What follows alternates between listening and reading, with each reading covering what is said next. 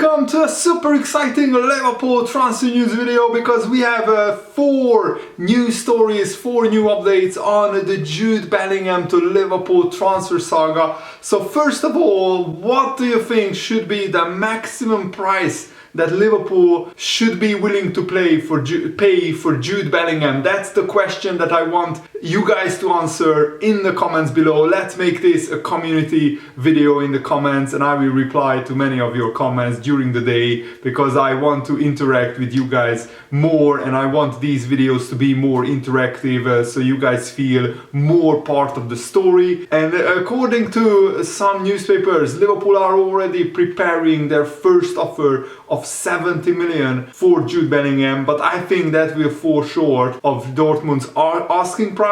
And according to a Spanish source, Nacional newspaper, Liverpool, after missing out on Aurelian Tchouameni and other midfielders, they are preparing their first offer worth 70 million pounds, which is 80 million euros, for Jude Bellingham. However, it is reported that Dortmund would demand at least 100 million euros, 87 million pounds. I think Liverpool, in my opinion, Liverpool should pay a maximum of maybe 90 to 100 million pounds, but also it depends on what kind of other midfield targets are available. If you can get 2 fantastic midfielders for 50 million each, that's better than investing 100 million into Jude Bellingham. Liverpool, of course, it's fair to say that Liverpool have not managed to replace Steven Gerrard or somebody who is in that mold, a goal-scoring box-to-box midfielder, since he left Liverpool. He was a constant source of energy, and his passing and goal-scoring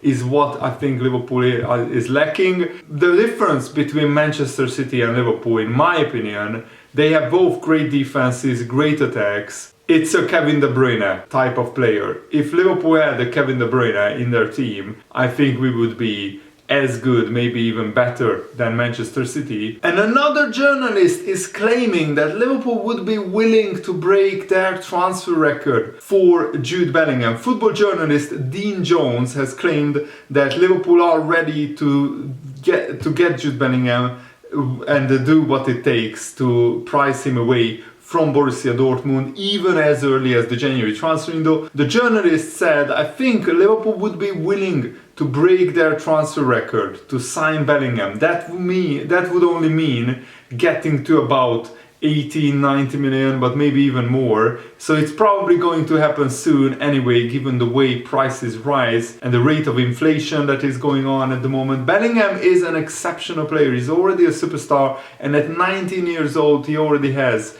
a brilliant record of goals and assists, and he has the potential to become truly one of the elite world-class midfielders. And to achieve that, he will probably have to leave Dortmund, and everybody expects him to. And in the summer, next summer, Bellingham will only have 2 years left on his contract, so if Dortmund don't sell him then and maximize the price that they could get for him, the money that they could get for him, then they risk his price going down. And I think Dortmund will be willing to sell Jude Bellingham, and I think Jude Bellingham, 20 years old, he will think that it's time to make the next career move, just like Jadon Sancho, just like Erling Haaland and many others before who left Dortmund. Arthur Melo again played another game yesterday. The Liverpool under-21s played in the Papa John's Trophy, which is like a trophy for League 2 and League 1 sides, and also for some reserve teams, and they lost 1-0 to Rochdale, and Arthur Melo played like 60 minutes in that game, and he was brought in on loan to be a short-term option, and he will probably go back to Juventus next summer, unless he has a brilliant season. That opens the door for a big addition in the middle of the park, and if reports are to be believed, Liverpool will go all out to sign Jude Bellingham. And if these transfer fees that have been reported that Liverpool would be willing to part with to get the likes of Tchouameni, Federico Valverde and Bellingham, I think Liverpool could break their transfer record, and I honestly think we could pay 80-90 million pounds. Similarly to nobody believed that Liverpool would pay 75 million for a centre back or like 80 million for a striker, and it happened because when Liverpool see a player who knows that it will provide long-term value and long-term big improvement, and he walks into the starting 11, I think Liverpool see that as a brilliant investment into their future. So Liverpool will be happy to go one step further to land a potentially generational talent in Bellingham. But there is also a big risk of, if Liverpool don't lay the groundworks of this transfer, or if they haven't laid the groundworks down for this transfer this summer that just passed, then we could miss out on him. Because James Spears, just a few minutes before I started recording this video, he said that Dortmund value Bellingham at 150 million euros, which is around 120 million pounds, and they still hope that Bellingham will sign a new contract. And Liverpool face strong competition from Real Madrid, Manchester United, Manchester City and Chelsea. So that is a big problem. If Liverpool don't get him, then we could miss out on one of the biggest generational talents. And I don't see Liverpool paying 120 million for Jude Bellingham. I think we only will pay maximum 90 million. That's the maximum that I will see Liverpool paying. And it's actually a very good point that for 150 million you can get 2 or 3 world-class midfielders, but you don't only look at that as a black and white, because if you spend that money on free players, then you have to pay free agents fees, you have to pay free players salaries, and free players salary won't be lower than one player's salary. Even if Bellingham will earn a lot of money, I think signing 2 or 3 players for the same amount of money will end up costing Liverpool a lot more. And who knows, if you are signing 40-50 million pound midfielders, there is no guarantee that they will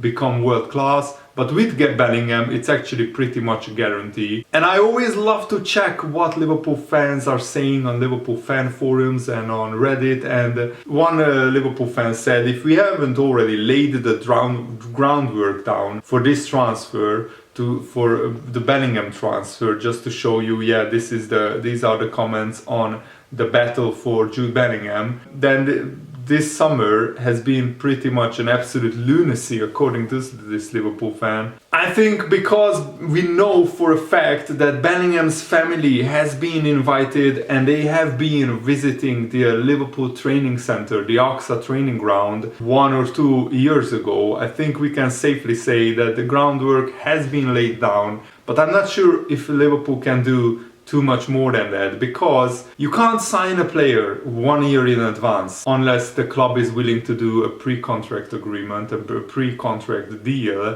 for the future. You also can't guarantee that Liverpool at this moment in time will finish in the top 4 in the Premier League. It's likely, but it's not a guarantee. So Bellingham will see which clubs qualify for the Champions League and what kind of offers he will get. Some Liverpool fans are already saying that this is another Mbappe saga and Liverpool are never going to get him. I still believe that Liverpool have a really good opportunity to get him. We really want Bellingham to end up in Liverpool colours, because his idol has been Steven Gerrard growing up, and also his current idol is Jordan Henderson. And when Henderson is training individually, you see pictures of him chatting with Jude Bellingham. So I really hope that Henderson can work as an agent and influence Bellingham. And Michael Richards, in his column in the Daily Mail sports section, said that this is Bellingham's time. I have no doubts about that he will be central to Southgate's plans in Qatar, not just in the squad but in the starting 11. I can understand why Liverpool were so heavily linked with Bellingham this summer, and why Jurgen Klopp reportedly is a huge admirer. There will be no doubt a huge interest in him every transfer window from now on. He's special and you could see him playing for any team, whether it's Liverpool, Man City, Real Madrid or whoever. Let's all hope that Bellingham's progress for club and country is as outstanding as we believe it can be, because then it will benefit England for sure, but I'm all about Liverpool. I want Bellingham to sign for Liverpool. So what do you think will happen in the Bellingham transfer saga? Let me know in the comments below. And Virgil van Dijk actually gave a brilliant interview recently to BBC, and he says that the World Cup is definitely not the reason for Liverpool's poor start. He was asked that question and he said no, not at all. I understand because of the start we had, everybody's looking for the reasons why, because the difference to last season is too big. But I can assure you that is definitely not one of the reasons. You focus on the game at the time, and that's definitely what we are doing. It is just game by game, and that includes international football. For me, it is 2 games with the Netherlands against Poland and Belgium, and then we play with Liverpool against Brighton, so that will be my focus. I'm not focusing on what is happening in November, and I think a lot of Liverpool players are like that. We are not focusing on the World Cup. We are not holding back, maybe to not get injured. Maybe in the last few games before the World Cup I can see the players thinking like that, but not this early. And Richard Keys, who was kicked out of Sky Sports for really derogatory comments towards women, I don't rate him as a pundit either, and he suggested that Mo Salah's form will remain a concern for Jurgen Klopp. He said, I can't pretend that I'm a little surprised about Liverpool's stuttering start. I'm sure it will come right, but they look tired. Salah is still way off, and that's got to be a concern for Jurgen Klopp. But you know what? Richard Keys has a big grudge against Liverpool. I don't exactly know why, but he hates Liverpool. Every time he has a chance to comment on us, he always puts Liverpool down, and he always finds every little thing that he can complain about connected with Liverpool Football Club. So I think there is no logic behind this, only Richard Keys' personal agenda. And somebody let me know, why does Richard Keys hate Liverpool so much, because I really can't wrap my head around it. And I mean, I would love to see how many strikers have better starts than Mo Salah this season, even though this is according to pundits one of the worst starts to the season to Mo Salah. He still scored 4 goals and got 3 assists in 9 games. That's 7 goal contributions in 9 games, which is pretty much on average what Mo Salah contributes. He always either gets a goal or an assist, and last season I think he had his best season in terms of goal contributions, but in the previous seasons, apart from his first season, he was below this contribution. So I don't understand where this is coming from. Maybe people are just wanting Salah to reach his peak and slowly go down. And yes, he hasn't been always that involved in the games, but also you have to acknowledge Liverpool haven't been as dominant and they haven't been as good as they used to. They are usually without Thiago, Henderson and all the other midfielders, Naby Keita. Liverpool were a shadow of themselves, so you can't expect Salah to score in every game when Liverpool are performing below par. Yes, he missed some big chances, but still 4 goals and 3 assists in 9 games is no cause for concern, really, in my opinion. I mean, if you look at Mo Salah's performances throughout the season, let's just look at the Premier League. Last season he had 23 goals, 13 assists, that's 36 goal contributions in 35 games. But in the previous seasons, he had 22 goals, 5 assists, 19 goals, 10 assists. So you can't really say that Salah is getting a goal or an assist every single game that he plays. The only season where he surpassed, really, his goal contributions surpassed the games that he played was his first season, where he scored 32 goals and got 10 assists in 36 appearances, which was a superhuman effort, really, an absolutely incredible performance by Salah. And this season already 2 goals and 2 assists in 6 games is no cause for concern, in my opinion. Salah will definitely come good, and he will definitely be one of the best players in the Premier League. And also with a 1.5 month rest after the World Cup, he will be well rested, ready to go and firing on all cylinders. And I expect Salah to really tear it up in the Premier League in the second half of the season. And also with Liverpool having the injured Thiago back, Arthur coming back to full fitness, I expect Liverpool to improve and to be much better than in previous seasons. And if you see Salah's individual performances, I mean, the only 2 games where he wasn't performing at his usual self was Napoli and Everton, where he got a below par rating. But in all the other games, he was one of the best players on the pitch or the best player on the pitch. For example, against Man City and Newcastle, Salah was literally the best player. And against Newcastle, he got both assists for both goals.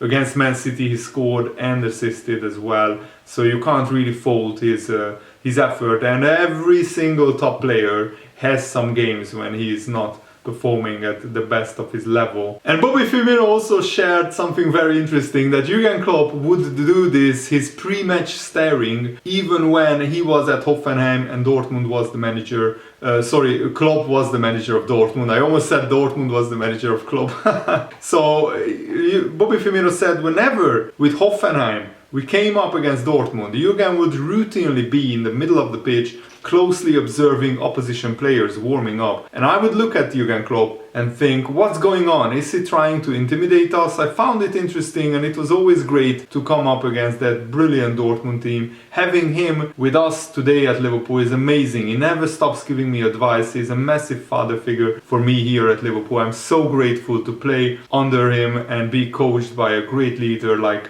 Jurgen. I thank him for everything I've learned. I will always be highly complimentary for everything he has done for me and also the club. And Jurgen Klopp will go down as one of the biggest legends of Liverpool Football Club, just like Bobby Firmino. He has been probably one of the longest serving players after Jordan Henderson, and I think more Liverpool fans should appreciate what Bobby Firmino did for Liverpool so far, because he has been absolutely wonderful. He changed really Liverpool into a title contender team. Of course, that happened after we signed Fabinho, Van Dijk, Mo Salah as well, but Bobby Firmino was a massive signing who contributed big time to Liverpool getting back to where they belong, the top of English and European football. And that's it for today's video. I really hope you guys enjoyed it. Have a nice day. See you later. Goodbye.